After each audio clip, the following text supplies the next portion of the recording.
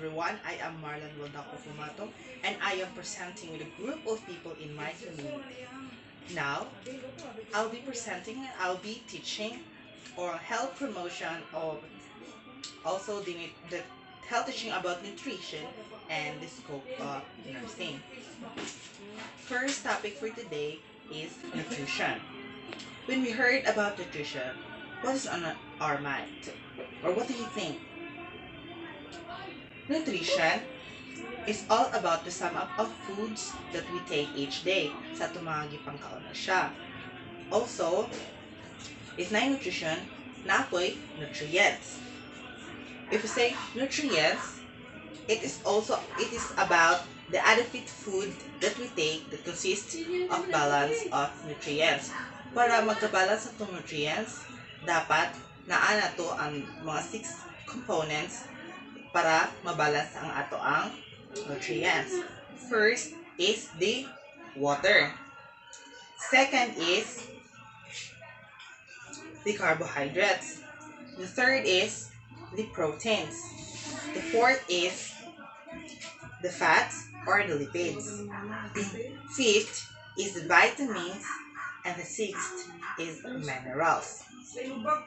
Now, we will be talking about the essential of these nutrients. Ug makaingon ta og water. Unsa man atong mga naunaan? Ang water is para sa ato ang search o sa atong teaching karon is water is the basic nutrient that the body needs sa ato ang lawas. Mo siya ang kanang basic siya na nutrient na kailangan sa atong lawas. Kay mo siya ang magsilbi na fuel sa atong lawas.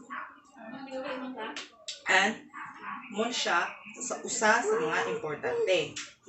Now, inighuman sa water, musuda yon ang carbohydrates, fats, and protein.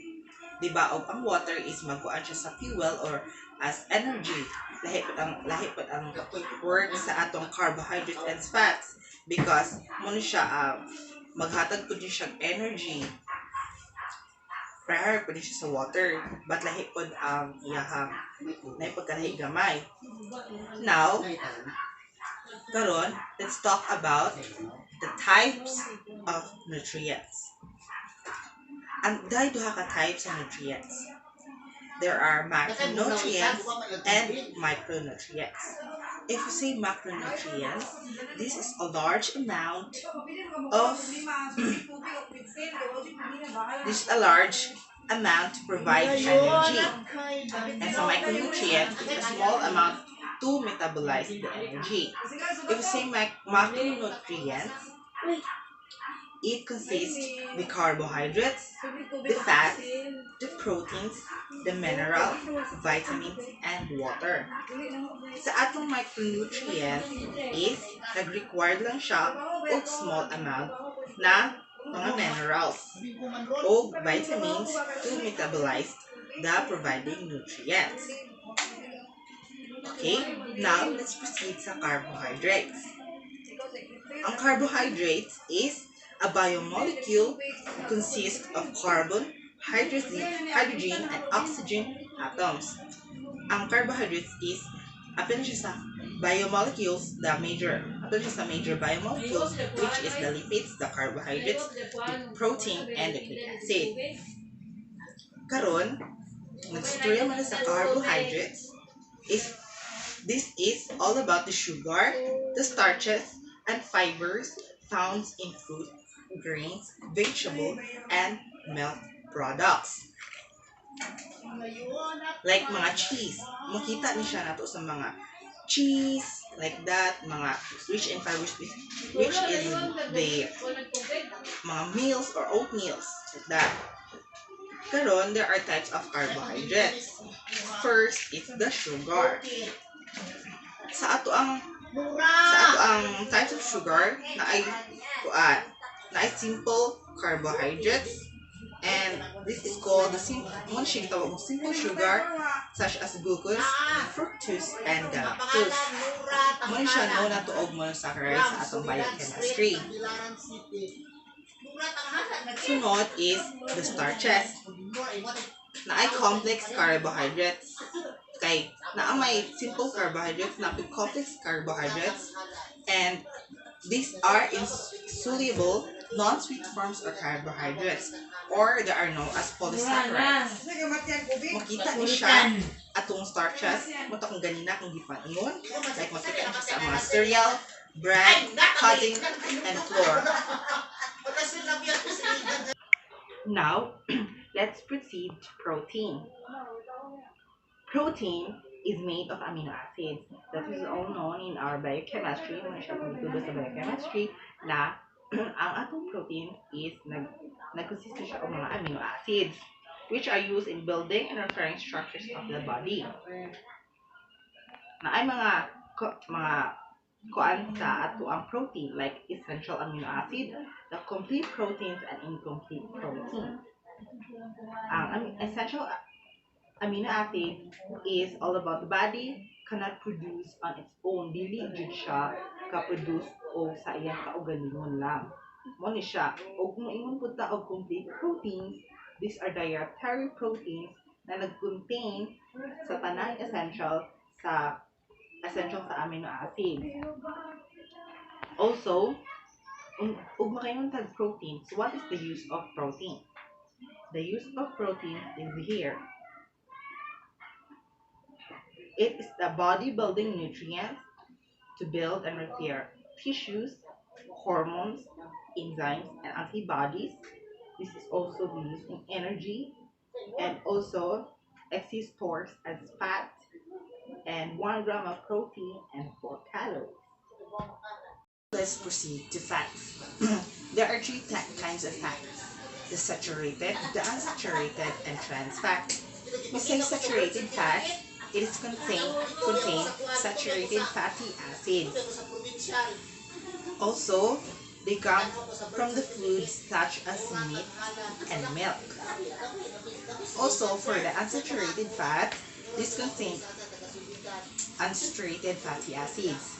This usually liquid in temperature. This come from fat, the oil, and mga fishes.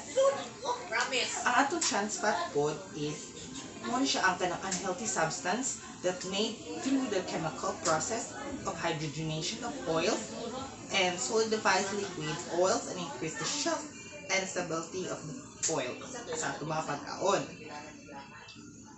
Okay?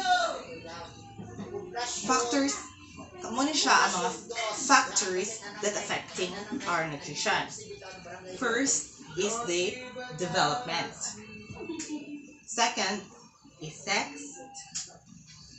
Third is ethnicity and culture. Fourth is beliefs and food. Fifth is the personal preferences. Six is religious practice. 7 is lifestyle. 8 is economics. 9 is medication and therapy. 10 is health. 11 alcohol consumption. And 12 is advertising. If you say development, muna siya, ug sa development, maka-affect siya sa ato ang nutrition. Like sa mga bata. Dapat ang mga bata mukha ng daghan o para mo increase ang nutrients sa ilang body. Sa mga older pod, sa mga atong katigulangan, is dapat mag-diet na sila. They need fewer calories para na po uban ng mga para di sila ma-high blood like that. Kani po atong nutrients, mag-affect mo siya sa sex, mag-affect mo siya sa atong nutrition. Because kanang sa atong sex is lahi po ang nutrition intake sa male and female. Like sa mga laki, dapat nila more on calories, and sa atong mga female is fewer calories. Sa atong ethnicity and culture, mapa siya determine ng mga food preferences. Like, for the example is for the Christians, o kaan silang mga dinuguan. And then for sa ato Muslim, hindi sila mukhaan ng mga dinuguan. Like, mukhaan sila more on carbohydrates like that, mga proteins. And then, now, also sa lifestyle sa mga tao, muna siya maka-affect din siya sa ato ang nutrition. like mga restaurant meal, mga preserved na mga meals like that, maka-affect na sa atong nutrition, whether it's good or bad. Sa ato ang economic side, we are persons frequently affected by socio-economic status, also for medication and therapy, which is sa ato mga appetite or makadisturb sa ato ang taste perception. Kanang dili kay sa ato ang nutrients absorption or exertion kanang mga tao ng mga pilian like that. Sa atong health is greatly affect the eating habits. Also, kanang for atong health is dysphagia, which is difficulty in swallowing, mo siya maglisod ta og kaon, maka-affect na siya sa atong nutrition, nang dili kay ta makakaon mo na malas ito ang atong intake sa nutrients. Now let's proceed to the scope of nursing. If you say the scope of nursing, they have different degrees to autonomy and nursing responsibility in the various settings. If you say the scope of nursing, it is to promote health and wellness to the actualization of human potential. Muna siya to promote health, ang mga nurse mo promote siya health for our wellness, for our good, for our sa mga makanindot sa ato ang health. Muna siya mga nurses na ay mga nutrition, mga physical fitness, mga preventing to drug and alcohol use and restricting from smoking like that. Muna siya ka ng mga example for promoting health kanang for our kanang makaayo sa ato ang lawas muna siya mga teaching. Second is to prevent illness, to maintain optimal health by preventing disease. First, mag-immunize ta. Second is mga prenatal and infant care. Third is the prevention of STD. Para mga viruses, dapat ma-immunize ka, like mga immunize for pneumonia, like that. Dapat ma-immunize for illness para sa itong makayop na sa itong lawas or maka-prevent sa STD na yung mga medicines be taken or mga for preventing STD, we have to have a health teaching like that. Third is restoring health. This extends from early detection to disease through helping the client during the recovery period. Fourth is the care of the dying, comforting and caring for the people who are dying. For example, to help the patient lives to comfortable as possible until death, helping support person to cope up with the death. A great example for this is kanang mga patient na to na kanang mga prior na mga padung na mamatay, muna siya dapat daatay for care for our mga dying, to comfort them para sa ilang last moment sa ilang lives. Also, we will talk about the rules and functions of a nurse. If say roles and function of nurse, na ata first is the more mag-act as a caregiver sa ato mga patient. Like unsa man ato mga tumamanaan og na makadungog sa mga caregiver. Og makadungog sa mga caregiver first is mga tao ganang mga like help sa ato mga patients who give care and give help to assist them sa ilang mga pangahinlanon. Sunod is the communicator.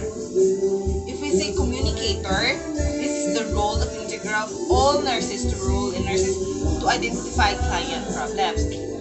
If you are a good communicator nurse, you will convince the client of anything like kung mahimo kang good communicator, like mong patient dili mo inom og tambal, you should use your ability to communicate with others para mo yun sa tambal, ma-convince sila, you are good convincer.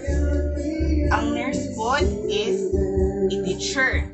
Muna siya ang mag-teach sa atong mga clients sa mga unsay mga angay buhaton to have a good and healthy body.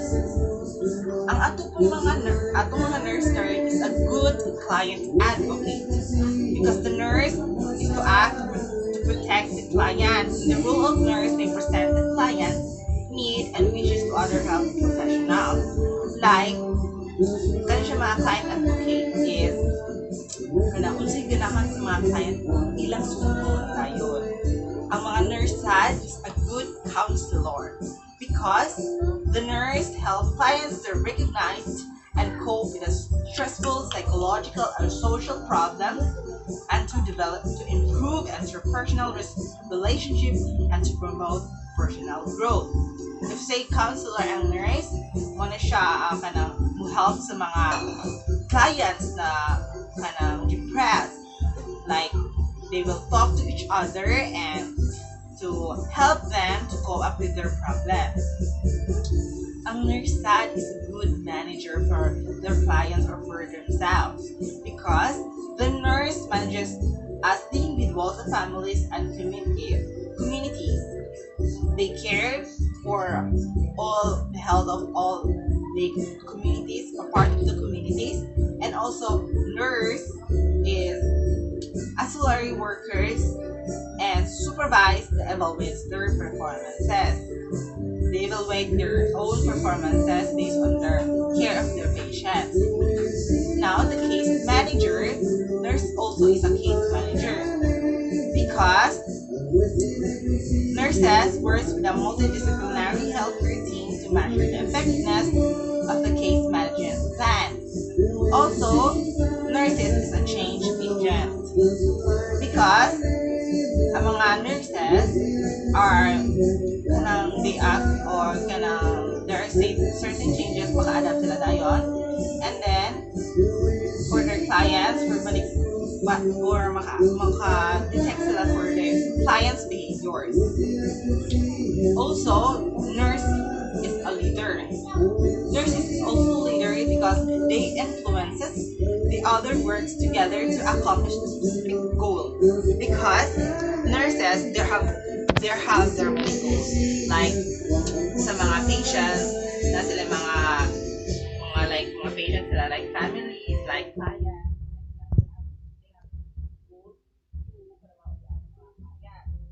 For our research consumer, when siya ang mga nurses ay for the research consumer.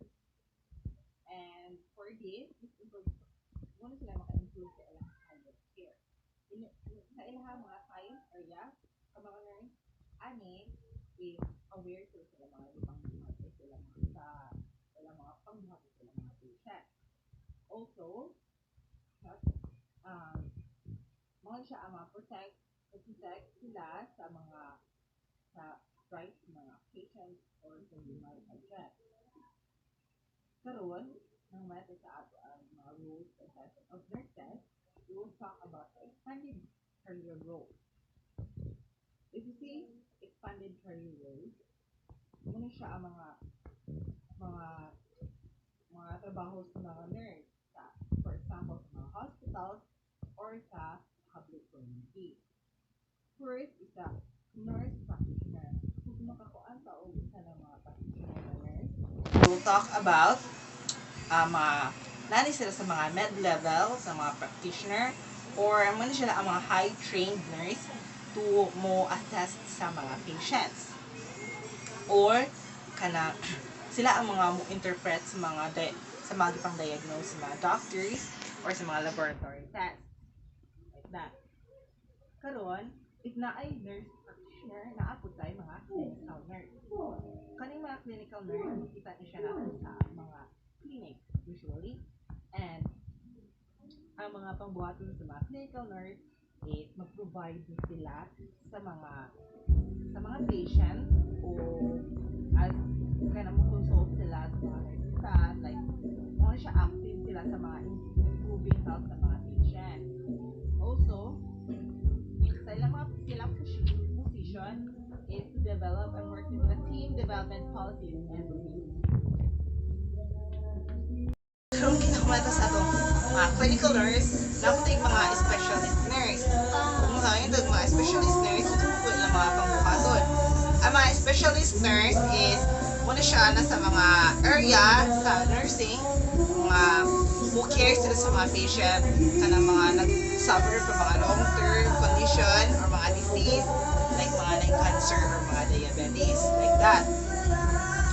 And also, fourth is the nurse anesthetic. Kano siya mga nurse anesthetic is, mo dyan siya, as yung tag-anesthetic is mga nasa mga anesthesia. Kano sila mga tigtaon o mga anesthesia.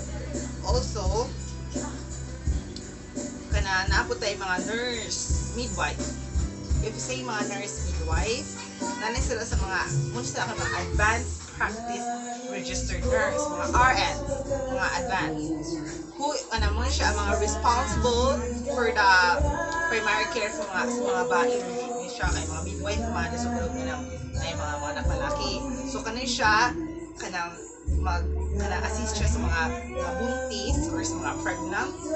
And muna siya, promote siya sa mga reproductive health sa mga nakay. Sunod, ug naatay mga nurse midwife, na po tayo mga nurse researcher. Ang mga nurse researcher, from the word researcher, mag-research na sila. More siya ng mga scientists na mag-study sa mga aspects of health, like that, or mga illness and healthcare. Karon, ug naatay mga nurse researcher, na po tayo mga nurse administrator. If you say nurse administrator, mo siya mga members sa mga nurses na mga na-employed siya sa mga hospital or pwede po siya sa mga homes or rehabilitation centers. Ang ilang cotton is mag-manage sila sa ilang team sa mga nurses. Karon, natin mga nurse administrator, na po tayo nurse educator. If you say nurse educator, mo dyan siya mag-educate sa ating mga patients or sa mga tao na for the goodness of their health, like that. And muna siya, huwag naabot ay mga nurse educator, naabot tayo nurse entrepreneur. If you say nurse entrepreneur is entrepreneur, nanay sila sa mga nursing career side sa nursing. Naabot siya sa mga sila mga bokong buhaton at is mag-uad sa care system knowledge as a successful investment sa own business sa mga healthcare industry. Karon, story sa last sa ato ang nursing is forensic nursing. Uso ni forensic nursing. Ang forensic nursing is muna sila mga nasa public or legal proceedings na applicate sila sa mga forensic healthcare